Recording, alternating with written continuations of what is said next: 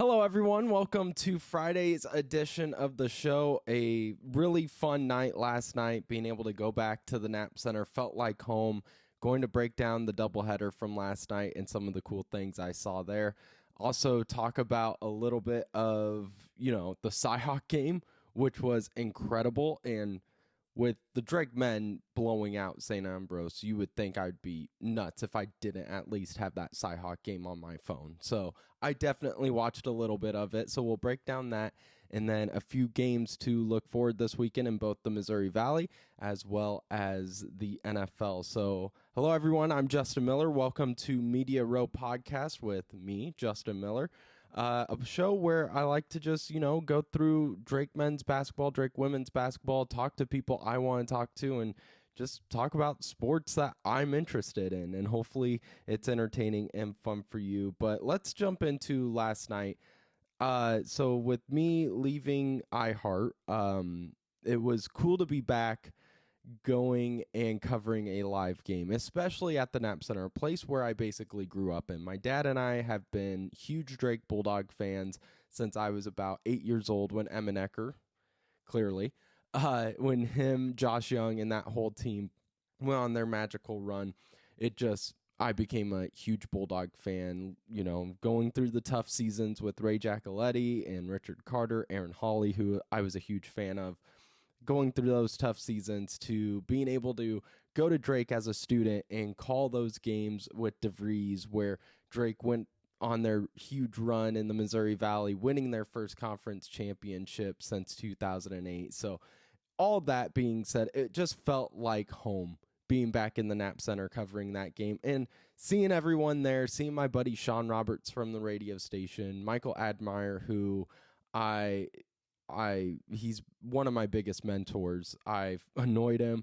I text him constantly when I was a student, just trying to get any advice, seeing what things I could do to help out around, all the cool stuff he was doing at Drake Athletics. So being able to see him and all the other workers there at Drake, who I'm very fond of, and they've helped me get to where I am now, and they invited me out for drinks, so we stayed out until like 12:30 last night, Cooney's Tavern, which was amazing, great night. I was hoping both the Rams and 49ers would tie as we watched the ending of that game because I hate both of those teams for obvious reasons. But it was great seeing everyone. It was just a amazing night. So let's just jump right into the first game of the night, which was the Drake women's basketball team who took down North Dakota by a score of 82-63. Definitely a confidence builder for this team, a team that in their last 6 games had lost 5 of them, a team that has had to go to San Juan, and I say had to, I mean, that's a great place to go to, but the travel as a student, as an athlete, that wears on you. Early on in the season, you're still trying to shake off the rust, like we talked with Allison Pullman with yesterday about. So going in, being back home, having all those fans who came out at 5 o'clock on a Thursday night with the Cyhawk game coming out. I actually didn't expect as many fans that did show up. It was actually a pretty packed house, and many stayed for the Drake men, which were really cool.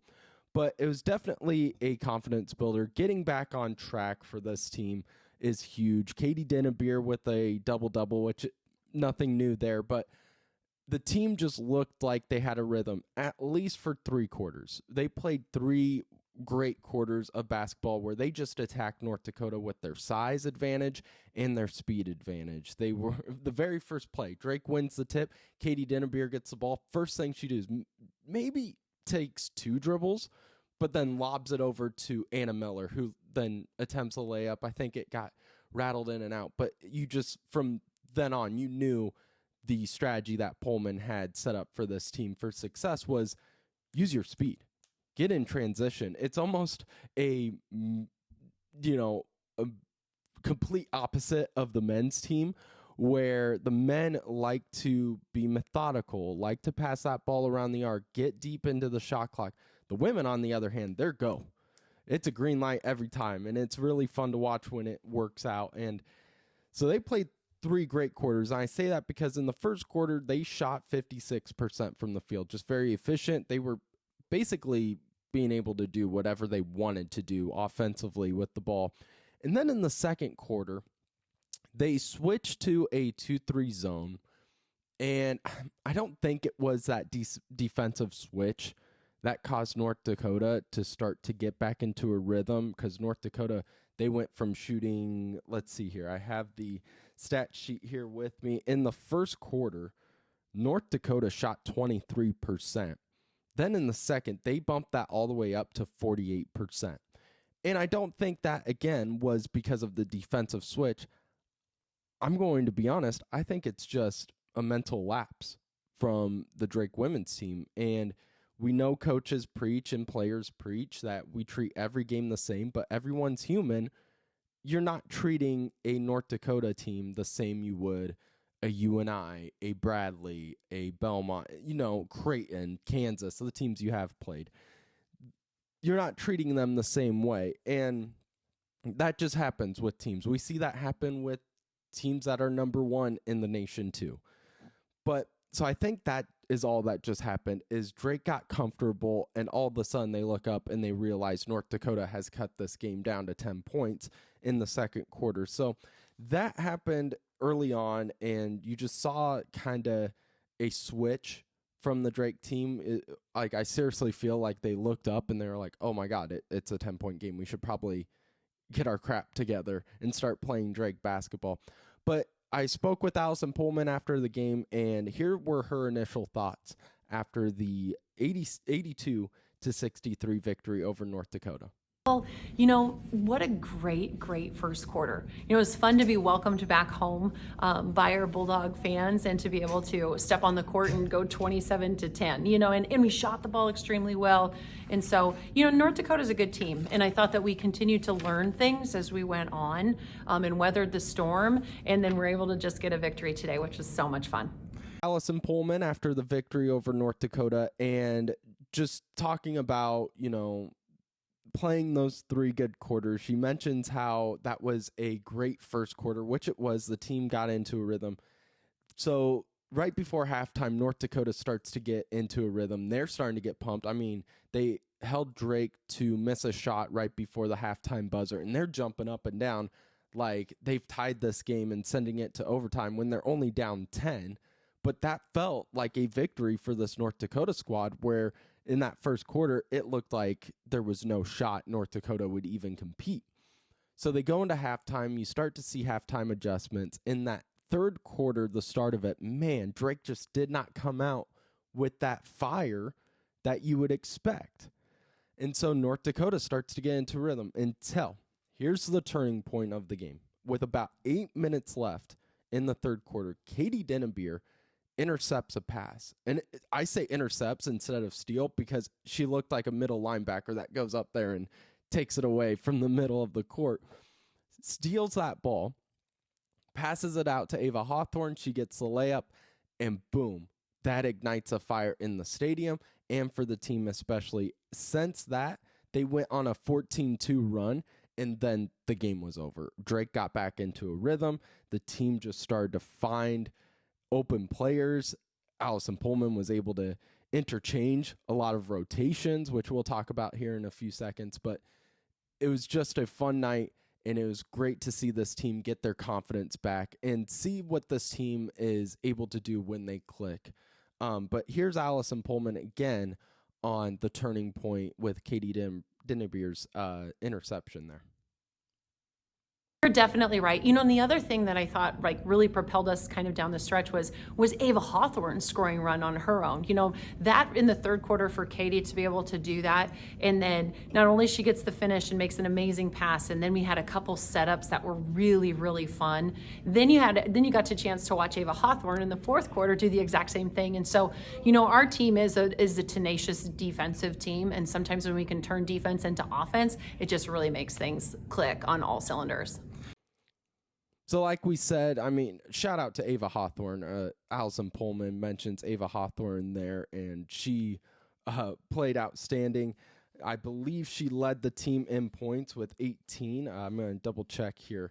Yeah, Ava Hawthorne led with 18 points, 8 from 11 from the field, 2 of 3 from the three-point line. Katie Dennebier put up 16, 13 assists, 12 points from Courtney Becker, and Anna Miller with 14, going 6 of 15 from the field. And Anna Miller I think sometimes you're too wide open at times is what it looks like, where she just goes up for the layup and doesn't seem to be able to finish it. But again, it's still early in the season, and I think little things like that will get fixed very quickly. But another great night by Anna Miller, who's been dominant in the paint, inside and out, had 2 3-pointers as well, went 2 of 6 from the 3-point line. You're able to see Tatum Gray hit a 3-pointer as well. Everyone was popping the 3-point ball because everyone was playing. 13 Drake players making it to the box score last night, which was really exciting. I talked with Pullman about just being able, is that a goal? I know the main goal is to just come out with a victory, but when you play a team like North Dakota, when you're doing these non-conference games, is that a goal that she has? And she agreed that is something she keeps in mind. She wants to try to get as many legs out there because that just sets up for success. When you play in the Missouri Valley, you get people experience, and then no one's cold going into conference play season. So Drake women's basketball team takes down North Dakota 82-63, and we'll be back on Monday at 11 where they will play. Let me quickly look this one up for you. Drake will play SC Upstate on Monday at 11. I'll be there, so make sure to follow Media Row Pod as well as Justin_C Miller on Twitter for interviews with the coaches and just highlights and thoughts throughout the game. Moving forward to the Drake men's basketball, they got a huge win over St. Ambrose, 90-35. Big story here. The Drake Bulldogs 9-0 for the second time in school history. It's been an amazing start. What McCollum has been able to do, I don't know if I've ever seen a Division II coach step into a Division I program when he was handed basically nothing. I mean, you had Nate Ferguson and Aaliyah coming back for Drake, and Ferguson was the only one with true playing experience and playing time during the DeVries era coming back, and McCollum brought in new players and has just been able to there's been no setback for the Drake Bulldogs. It's been an amazing thing to watch. He seems so confident. He puts confidence into his players. The players play freely. Nothing shakes these players. Even when they have cold shooting performances like they did sometimes in the Charleston Classic, they were able to still grind out some victories. So last night, 9-0 for the second time in school history. And shout out to this Drake team. Only one shot clock violation. Let's go. Because that was my big note. If you guys remember earlier this week, talking about that Valpo game where Drake, yes, I get it that they're methodical when they move the ball. They like to play deep into the shot clock. Man, though, they were struggling to get shots off against Valpo. Quickly turned that around against the Bees, where they were able to only have one shot clock violation instead of 13 turnovers against Valpo, and just cleaning up all the major things we saw against Valpo that we knew McCollum would be able to get his team right and be back on the right track with. And that was better rebounding, which Maniau has been incredible with, and just spreading the ball around. You have Abreu shooting threes again and looking confident when he shoots them. Mascari looked really good last night. And then the player of the game, we'll get to that in a second because I want to play you guys. Here is McCollum on his initial thoughts, as well as, did it surprise him and did he expect to be 9-0 heading into his first year with the Drake Bulldogs? These kind of games are a big deal.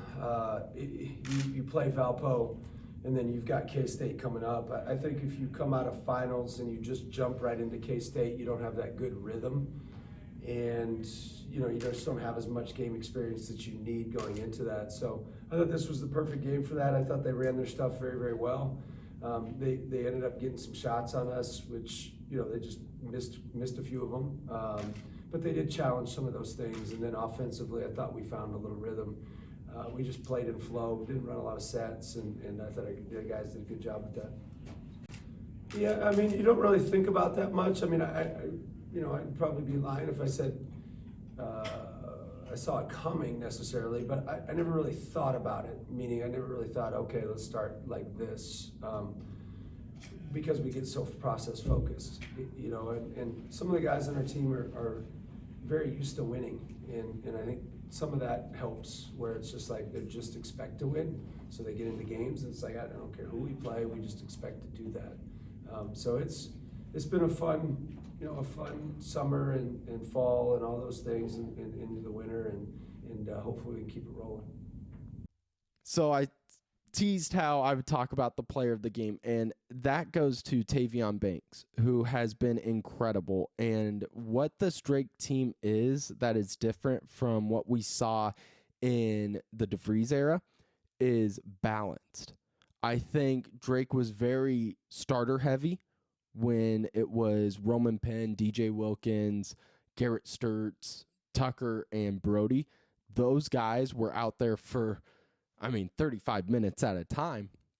And then the bench was good, but he didn't go to the bench as often and rely on those guys as much as we're seeing early on in these 9 games that McCollum likes to do. I mean, Tavion Banks, 12 points against Valpo, had 12 in the first half with about 4 minutes left in the first half, finished leading the team with 16 on the night. So Drake, again, Tavion Banks just being able to clean the boards, use the offensive glass to his ability, to his advantage, was out there taking souls. I mean, that was Drake's game plan, was you're going to have your guard dribble into the paint, and St. Ambrose every time would bring 2 guys to crash him, and then they would just lob it up. Nate Ferguson had a dunk, Banks had a dunk, and Manyao had a dunk in like the first 6 possessions of the night. So Drake just really got into a rhythm, and much like the women, a great confidence builder, because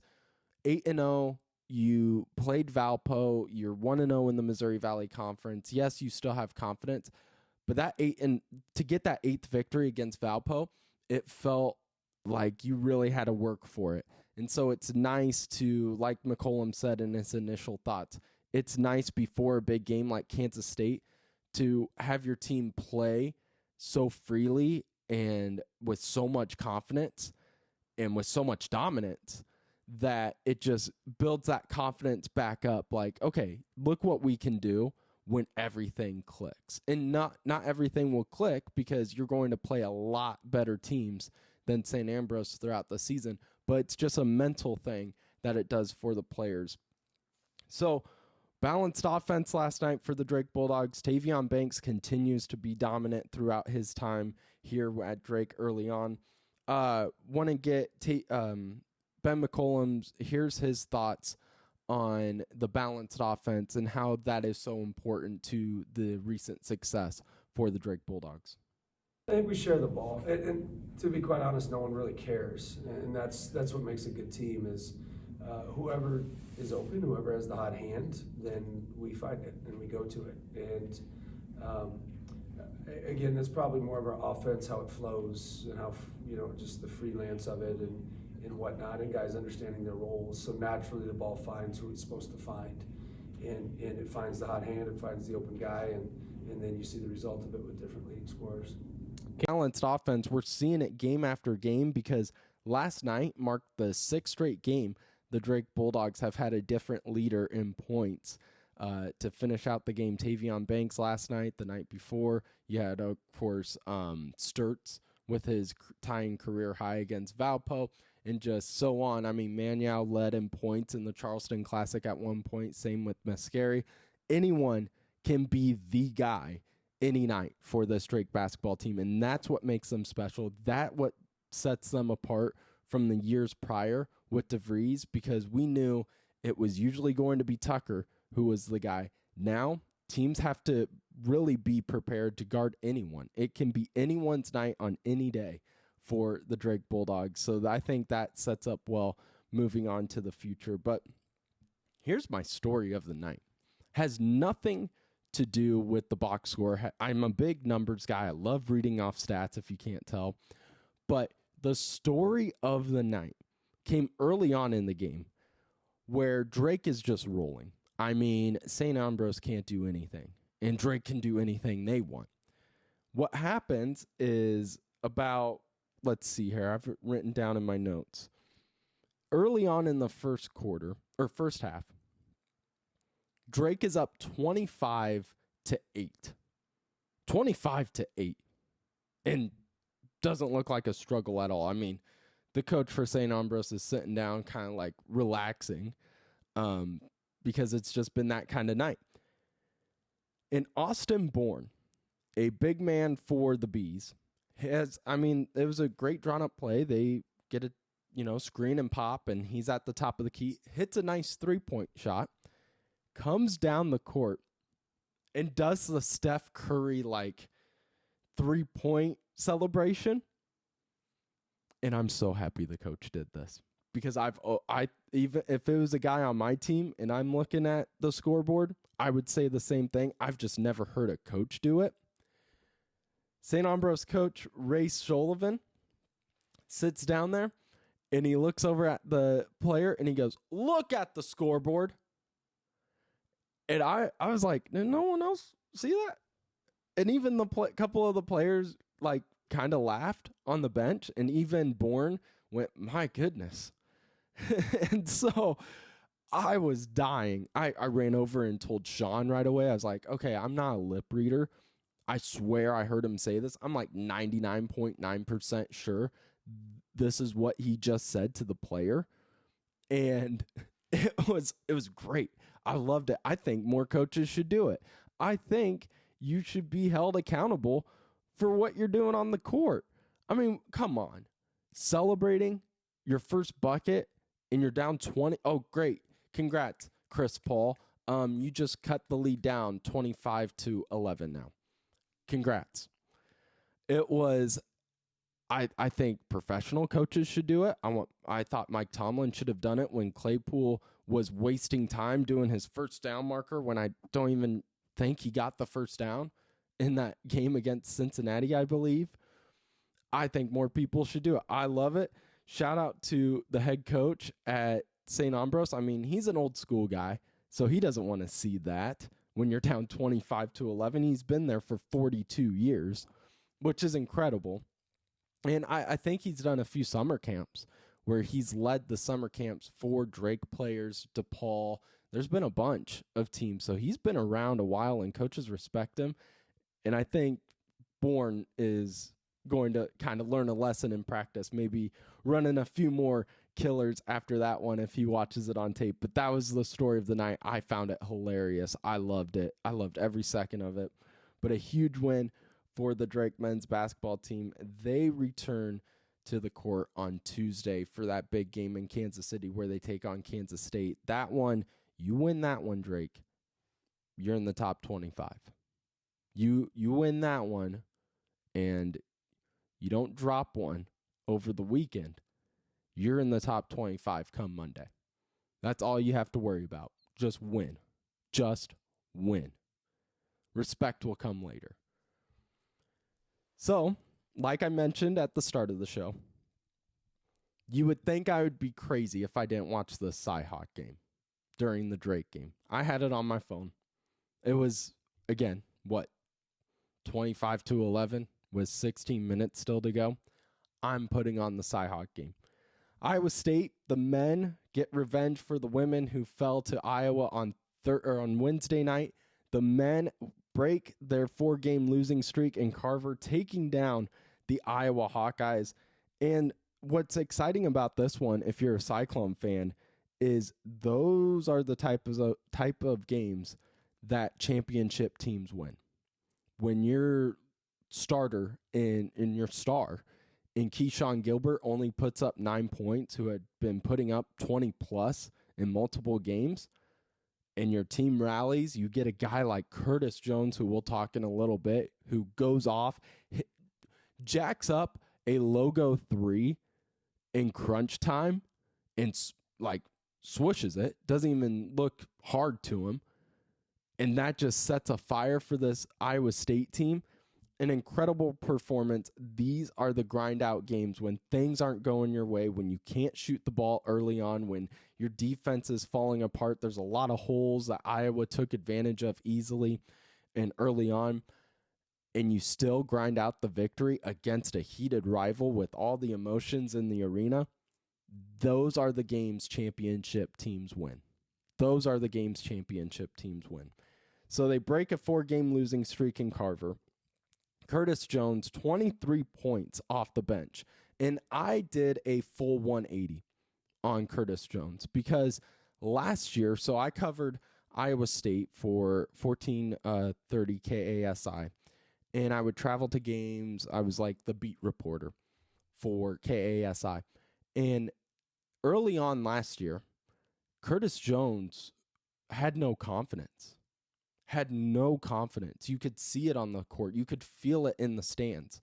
During that Thanksgiving tournament where they were in Florida last season, where they played like Virginia Tech, I think VCU, and Texas A&M, Curtis Jones, he was awful from the three-point line. And I remember doing a video at the radio station talking about, man, you need to find a rotation, and Otzelberger has to find a way to like, hey, I know you're in a rut, but you can't just shoot yourself out of a rut, because he kept missing and it was hurting his confidence every time he released the ball.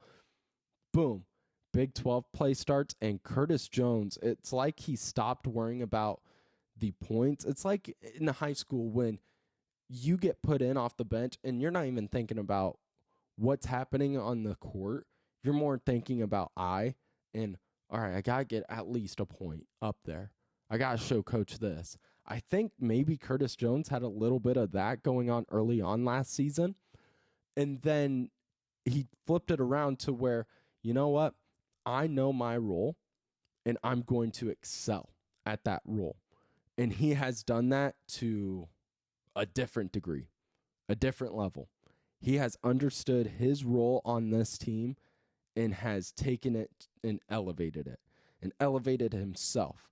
And I think that's why, like, if people go, man, he puts up 23, why don't you just start him? Lipsy has struggled. Why don't you start him? And I think it's because he's so good at his role, coming off the bench, being a terrific defender. That's what he excelled at last season. Towards the end, he started to find his rhythm offensively, but all season long, he was a really strong defender, and he has just continued to be a strong defender. And now his offensive game is just matching his defensive intensity, and he grinded out that win for Iowa State. I mean, he helped them go on that 18-4 run to end the game. Iowa State didn't even lead until about, 2:54 in the game. So a great effort by Iowa State. Again, I'll say it. Those are the types of games when you're the number 3 team in the country. You may look back at that game and go, oh yeah, we knew in that game, when we won that game, that this was a championship level team. Grind out a game when things don't go your way. Great effort. First win in Carver in the last 4 times they've gone to Carver. So they break that curse, and it's a Cyclone state in the state of Iowa, winning football, men's basketball, and then Iowa was able to get women's basketball from the Cyclones on Wednesday. So quickly now, before we finish up today, some Missouri Valley Conference games. Excuse me. Some Missouri Valley Conference games you should be aware of heading into this weekend. Tonight, UNI takes on Omaha, just trying to still get a feel for Jacobson's team. And he does this every year to me, I feel like. Every year, Jacobson will have a team kind of start off slow, and you go, man, who is this UNI squad? Are they as good as advertised? I mean, they were one of the teams, that actually had players returning in the Missouri Valley. Yeah, they lost Bowen Bourne, but he hasn't been able to do much. He's only averaging 6 points a game in Colorado State, only like 2 assists. So you're not missing much with Bowen Bourne as of right now. Who is this UNI squad? And every year I question him, and then Valley play starts, March comes around, and this dude turns the team around where you're nervous every time you see the Panthers go up against you on the floor. So it'll be interesting to see how UNI and Omaha play. Very similar in records. You and I believe, is 5-4. Omaha like 4-4. You and I, though, favored by 14.5 at home, which that's a lot of points, but I haven't watched a lot of Omaha either, so maybe Omaha has been banged up. Maybe they just don't have the talent, but I do like you and I in that game. It'll just be interesting to see what this team looks like when it clicks, if it does, because they can be very dangerous, as we all know, late in the season. This one I'm really excited for. We talked about the Cyclones, former Cyclone head coach Steve Prohm, taking his Missouri State squad to take on my hated Western Kentucky University team, who I'll always hate, for 2008, and Ty Rodgers. So come on, Murray State. Really hope you pull this one out for the Valley and just for Emmenecker and all the guys in 2008. But this one will be really fun to watch. 6-2 versus 6-3. If this one comes down to free throws, which watching Division I athletes struggle at the free throw line, I sound like my dad, because I remember as a kid, he would just bitch about this on the TV, so I think it just got ingrained into my mind too. Division I athlete, you are there to play basketball, make free throws, and if this one's coming down to free throws, Western Kentucky 71% as a team from the line, and Murray State 68% from the free throw line. Coin flip. It's a coin flip at that point. But very fun game to watch. I'll have my eye on that one on Saturday. 1 o'clock, ESPN Plus, Murray State and Western Kentucky. Finishing out with some NFL talk. I'm a big football fan. There's 3 really, really great games this weekend, and they're kind of toss-up games. Number 1, I think at 3:30, Bills at Lions. I like the Lions at home because they've won 11 straight, and they've looked great doing it. This team, I think the NFC, there's so many teams that are so beatable.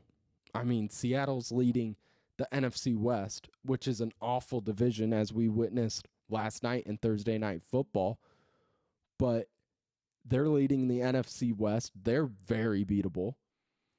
You have the Buccaneers leading the NFC East. Or no, not the NFC East. The NFC South. Sorry about that. The NFC South, you have them and the Falcons kind of trading places. Both teams, Kirk Cousins has been awful. I think in his last 5 games, he's 1 touchdown, 4 interceptions, if I read that correctly earlier this week. So I think the Lions are really the strongest team. The NFC North is the strongest conference by far because you have the Vikings, who are good, but I don't think they beat the Lions. And you have the Packers, which the Lions have already beat twice this season. So I like the Lions as the strongest team in the NFC by far. There's not another team that I think can really compete with them. But then the second game I have is Steelers and Eagles. Eagles, man, they're grinding out victories. They didn't look great against Carolina, but we've seen a few teams struggle against Carolina. Kansas City, who is another beatable team, is struggled against Carolina. The Steelers' defense is really strong. Russell looks like he's prime Russell Wilson again, getting confidence from his coaches. It's all about fit in sports, and we're seeing it clear as day. Bo Nix, he kind of has that asshole in him that mixes well with Sean Payton, and I think that's why you're seeing Bo Nix play really well and the Broncos start to win games. Russell Wilson, he didn't have that type of relationship with Sean Payton, and Sean Payton didn't like him either, clearly. And then he goes to Mike Tomlin, who I've always liked, even though I never cheer for the Steelers. I've always liked Mike Tomlin, and Russell Wilson in the Steelers team is doing so well. I just think the Steelers defense is able to really slow down and attack the non-existent Eagles passing game. I mean, the Eagles have been able to run the ball well with Barkley, but that front by the Steelers is too physical. I don't know if Barkley has a great game. I think he'll still have a good game because that's just the kind of athlete he is, but you have to have balance. You have to be able to throw the ball down the field, and I don't know if Hurts can do that against a Steelers defense that they have. So I kind of like the Steelers taking down the Eagles on the road. Finishing up with my team in the Seahawks on Sunday night, taking on the Packers. Which Seahawks team is going to show up is what this is going to come down to. I think we know the Packers are a consistent, strong team. Will be able to throw the ball fairly well. Seattle needs to get the blitzes going like they had against Murray and like they've had, the last few weeks since, I believe, week 10 or 9. Seattle has the best defense in the NFL. And what McDonald has been able to do has been great. It's what Seattle has needed. It's just consistency. Seattle has been able to win games these last few weeks, winning like 16-9, and they haven't been pretty offensively by any stretch until last week, where they finally actually played a normal game for once and destroyed the Cardinals in what was a must-win for Arizona at home against a rival in Seattle. And Seattle ran all over them without their starting running back in Walker. Charbonnet had a career day with 2 touchdowns and over 120 yards rushing. Geno has looked stronger, throwing the ball and comfortable. I like Seattle because I think the 12s are going to show up, and I think Seattle is going to start to find a rhythm. Now, that being said, if they get to the playoffs, that's a win for the season because I don't know who they beat in the playoffs because it's such a toss-up with most of these NFC teams. I think right now the projection would be they would have the 3rd seed and they would play the Packers. So we're getting a potential playoff game here on Sunday night. So should be a fun weekend.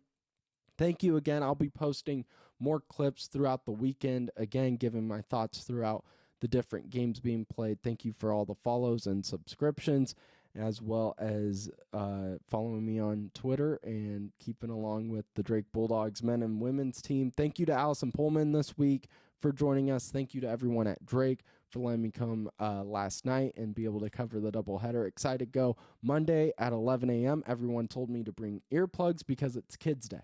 So that will be fun. But Monday, have a later show after the games. We'll talk about the Drake women's game and some more stuff throughout the week. Hopefully some big interviews coming up next week and maybe some big news as well.